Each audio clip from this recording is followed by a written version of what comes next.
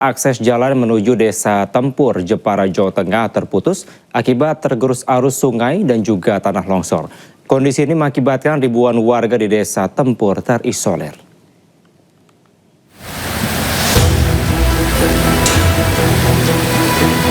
Derasnya arus Sungai Gelis dipicu turunnya hujan dengan intensitas tinggi sejak Jumat lalu dan membuat akses jalan satu-satunya untuk keluar masuk Desa Tempur, Jepara, Jawa Tengah terputus hingga 50 meter. Selain jalan terputus, hujan lebat juga menyebabkan lereng perbukitan longsor di 18 titik. Akibatnya 3.522 jiwa dari 1.445 kepala keluarga terisolir.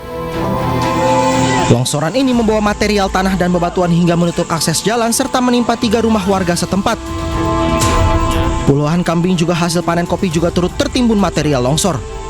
Pemerintah Kabupaten Jepara telah menurunkan 4 alat berat untuk membersihkan material longsor untuk membuka akses jalan supaya distribusi bantuan bencana serta aktivitas warga bisa berjalan. Ada rumah di daerah kemarin itu 3 rumah yang dekat, tapi alhamdulillah tidak ada korban jiwa, tapi korban harta ya. Jadi ada beberapa puluh kambing itu bersama stok kopi. Itu tertimpa juga? Ya, jadi kena longsoran. Kita tangani secepatnya, termasuk bahwa dalam masa tanggap darurat adalah paling utama adalah pemulihan sarana vital. Upaya pembersihan material longsor terus dilakukan dengan melibatkan masyarakat, relawan, BPBD serta TNI Polri. Selain itu, BPBD telah mendirikan dapur umum sebagai posko pendistribusian logistik untuk warga. Dari Jepara, Jawa Tengah, Alif Sutarto, iNews melaporkan. Kita ke informasi lain, pemirsa. 5 tersangka kasus suap pemeriksaan pajak di lingkungan KPP Madya Jakarta Utara bungkam saat keluar Gedung Merah Putih KPK RI pada Minggu pagi. Kelimanya ditahan sementara selama 20 hari di rutan KPK.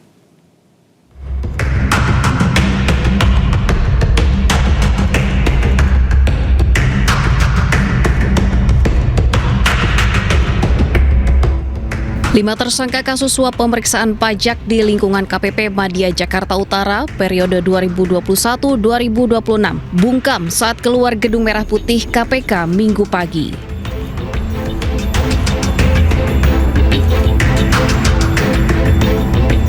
Kelimanya menutup wajah menggunakan kertas yang mereka bawa usai proses penetapan tersangka yang dilakukan oleh KPK.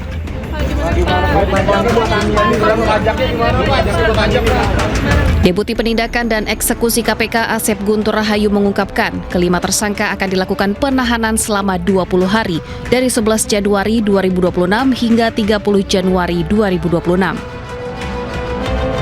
Asep menambahkan tersangka meliputi DWB selaku Kepala KPP Madya Jakarta Utara, AGS selaku Kepala Seksi Pengawasan dan Konsultasi KPP Madya Jakarta Utara, ASB selaku Tim Penilai KPP Madya Jakarta Utara, ABD selaku Konsultan Pajak, dan EY selaku Staf PTWP. Dari Jakarta, Dilami Aulia, Yudi Richard, iNews melaporkan. Selain menetapkan 5 tersangka, KPK juga mengungkap suap pemeriksaan pajak dengan modus memberikan diskon di KPP Madya Jakarta Utara. Pajak perusahaan tambang dipangkas dari 75 miliar rupiah menjadi 15,7 miliar rupiah.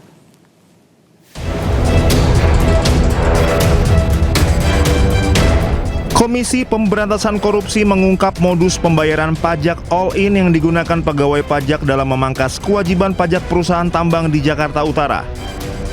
Pelaksana tugas Deputi Penindakan dan Eksekusi KPK Asep Guntur Rahayu mengatakan pajak perusahaan tambang dipangkas dari 75 miliar rupiah menjadi 15,7 miliar rupiah. Peristiwa ini bermula saat tim kantor pelayanan pajak Madya Jakarta Utara menemukan potensi kekurangan pembayaran PBB sekitar 75 miliar rupiah oleh PT Wanatiara Persada untuk periode tahun 2023. Kemudian Kepala Seksi Pengawas dan Konsultasi KPP Madya Jakarta Utara Agus Syaifuddin menyepakati fee sebesar 4 miliar rupiah yang berujung pada diterbitkannya surat pemberitahuan hasil pemeriksaan dengan nilai pajak yang harus dibayar perusahaan hanya 15,7 miliar rupiah.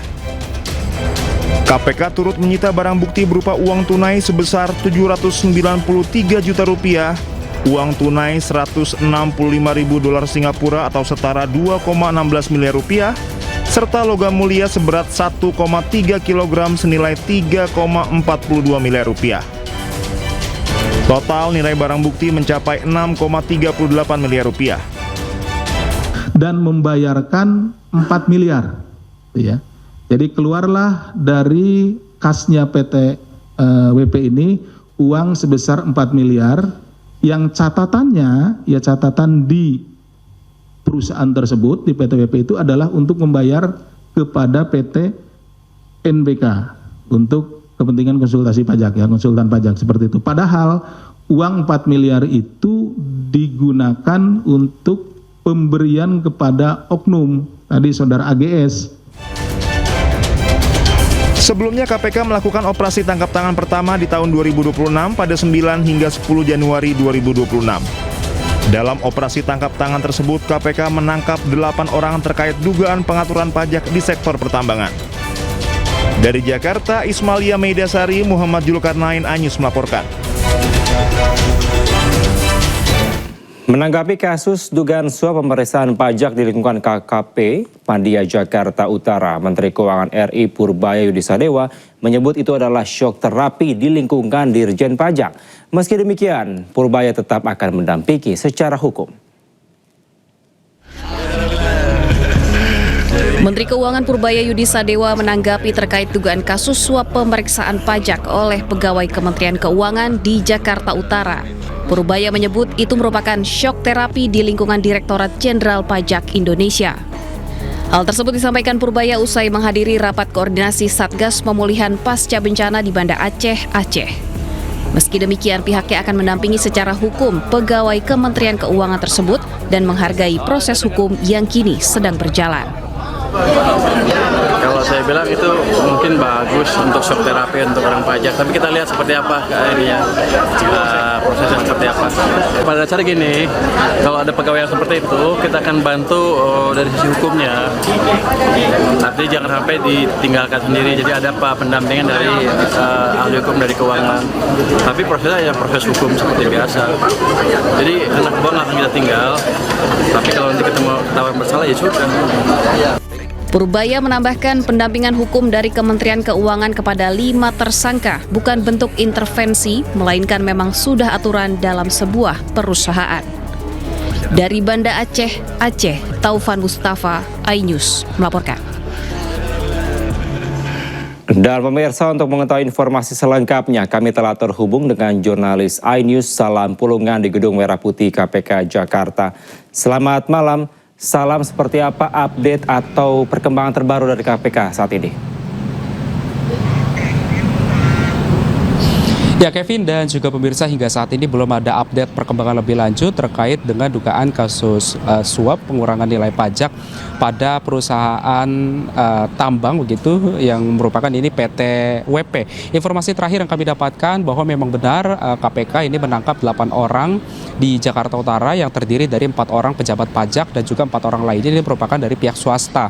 Dan dari 8 orang tersebut pada akhirnya KPK menetapkan 5 orang sebagai tersangka dalam kasus tersebut, yang memang kalau informasi kami dapatkan bahwa salah satu tersangka ini bahkan merupakan Kepala Kantor Pelayanan Pajak Madya Jakarta Utara yang berinisial DWB. Kalau memang dalam kasus tersebut ini KPK berhasil menyita sebanyak kurang lebih 6,38 miliar rupiah yang terbagi menjadi mata uang rupiah dan juga mata uang asing, kemudian juga ada logam mulia seberat 1,3 kg.